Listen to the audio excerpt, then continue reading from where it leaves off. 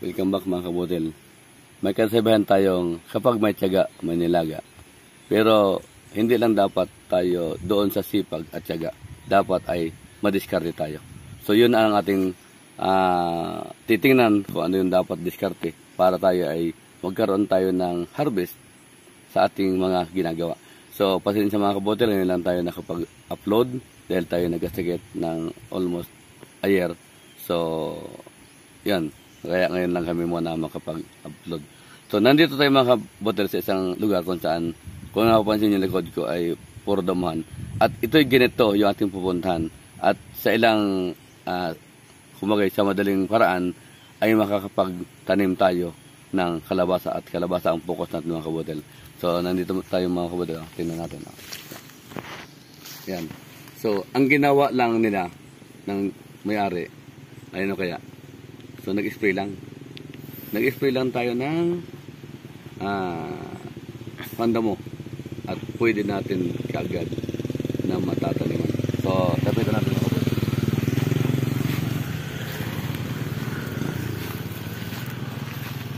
So, ating makita mga kabutin. Ang liit ng kanyang, ito lang yung circumference parang, ayan. Ito lang yung ginagawa ng pala. Ito yung kinuha. Ito lang. Yan. So, nag-okay lang at nagtanim. Ayan. Yun o. So, isang kanyang ginawa ng ng nagtanim mga kabutil. Yung nagtanim dito mga kabutil, yun ang mga tauhan ko. Yan. Nagtanggal siya ng mga dahon na kung saan ay makapagsira. So, kanyang mapapansin mga kabutil. Ayan. Pero hindi pa siya nag-pruning. Hindi siya nag-pruning. Nang dapat ay nag-pruning na dito. So, okay na yan. Mamulaklak na mga kabutil. So, ang gusto kong i-drive out mga kabutil, yung dating pastuhan ng baka. In-sprayan lang, pwede na yung taniman, at napakaliit yung effort. And then, siguro mga 1 buwan hanggang 2 buwan mag-harvest na siya. So mga kabutil, ito ay isang kumbaga ay challenge sa bawat sa atin upang maraan na kung mayroon tayong ganitong lupa na wala nakatibangwang naman, pwede natin gayahin yung ginawa niya. So ito yung ginawa namin dati doon sa aming farm, kaya nakakuha siya ng idea. So ganito lang yan, ito hindi lumugo na ng tubig. So, ganun lang. And then, ganun lang kalaki. Tapos nilagyan ng bini. Yan. Tinaniman. Ganito na. Kaya mga kabutil, may namulaklak na. Napakasimpleng paraan. Napakadali. Sabi ko nga ay, kung may sibag, may tiyaga, may nilaga. Pero kailangan may diskarte tayo. So, yun ang ginawang diskarte niya. Ang aking ibig sabihin mga kabutil, bakit tayo mag-araro pa? Diba? Kalimitan tayo ay nag-araro. Ay pwede naman ganyan lang. Mag-hukay lang, mag-spray lang at saka mag-tanim ka agad. So mas mabilis. Mas mabilis ang kita. At kung hektarya yung gagawin mo ganito, mas malaki yung production. Mas malaki. Lalo na ngayon ang mahal ng kalabasa. Isang pirasong ganito bumili kami. Parang maliit lang. 100 plus. 140 ba yun? Yan. Yan yung mga kabutil.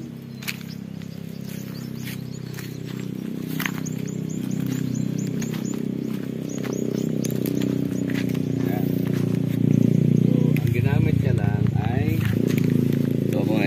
kung kayo nakakita yan. Nilagyan nila ng fertilizer niya na commercial. Yan lang. Niligan na. Ganyan na yan. So napakasimpleng gawain at kayang-kaya natin. Tinanggal niya lang mga dahon. Hindi nyo mapansin mga kabutil.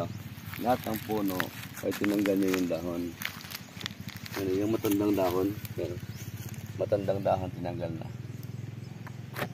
Yan. So nagtanggal ng mga dahon. So kaya nyo mapansin mga kabutil. Sa puno pa yan ng ng duhat. Ay okay naman sa ilalim ng duhat. ay okay ang kalabasa.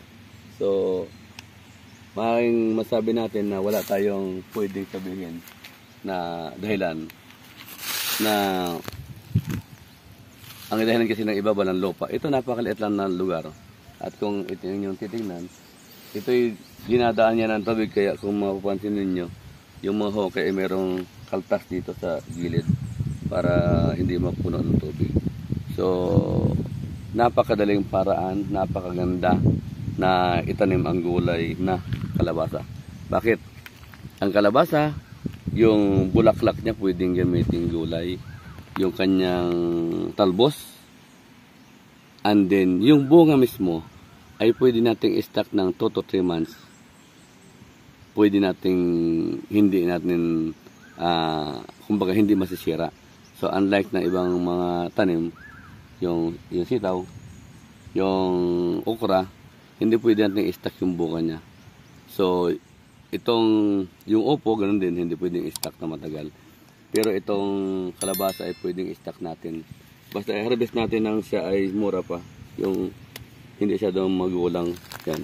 So kung makikita, ang dami ng nasa flowering stage na siya. Ayan, nasa flowering stage. Yan.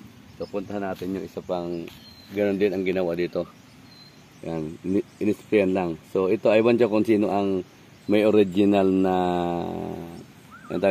na plan o strategy na ganitong ginagawa. Pero ito, ginawa na namin ito doon sa unang farm namin na in-spray namin tapos naghukay. Pero yung strategy pa ganito ay magkapatid kasi itong picture namin, titingnan namin. Magkapatid ito. So hindi ko alam kung sino yung original na gumawa nito. So mas nauna yun ng konti.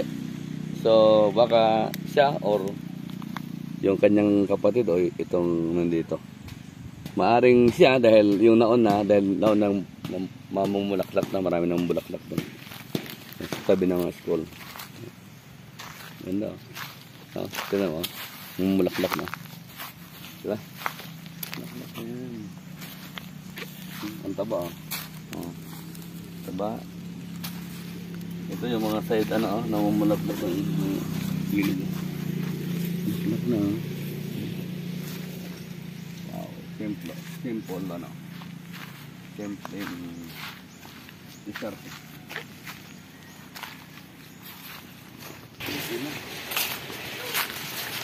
Ito mga kabuto yung sinasabi ko. Ito ay dating damuhan, ito yan lang, yan. Dami na may mga bunga siguro ito. Ito, bunga na. Pwede na harvestin.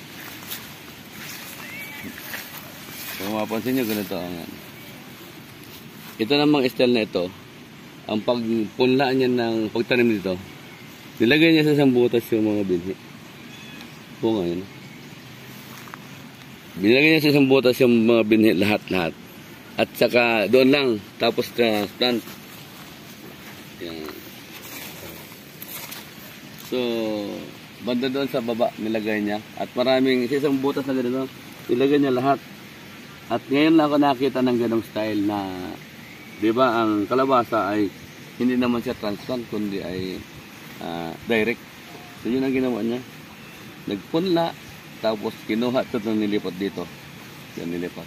Tapos yung iba pang kanyang lola, yung kayo nakita pala, ay kumuha pa.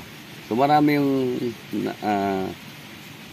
kumbaga nakinabang. So yun ang isang strategy na gusto ko i-share sa inyo, na kung ang ating binhi hindi sure,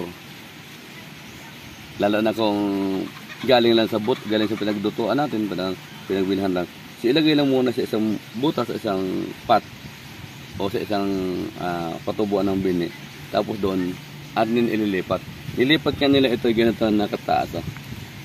Mayroon ng 4 na dahon, yung ibang ay subarat pa.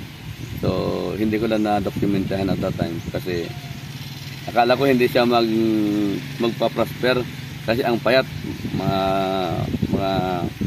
hindi siya mataba. Kaya sabi ko parang hindi naman ito magbubunga na maganda. So ito hanggang doon. Ito gaya ng ginawa kanina, inisprayan lang, tapos tinaniman. Ayan. So okay na. So yun lang mga kabotel gusto kong i-share sa inyo. Sana ay mayroong mga information na makuha, kumbaga ma-adapt kayo o makuha ninyo sa pagtatanim. So kung meron kayong lupa, gusto ko lang i-summarize. Kailangan lang may lupa, sprayan ng pangdamo, taniman o kayan. So bago mag-spray ay mag-hukay muna para pagka-spray mga 1 week pwede natin taniman.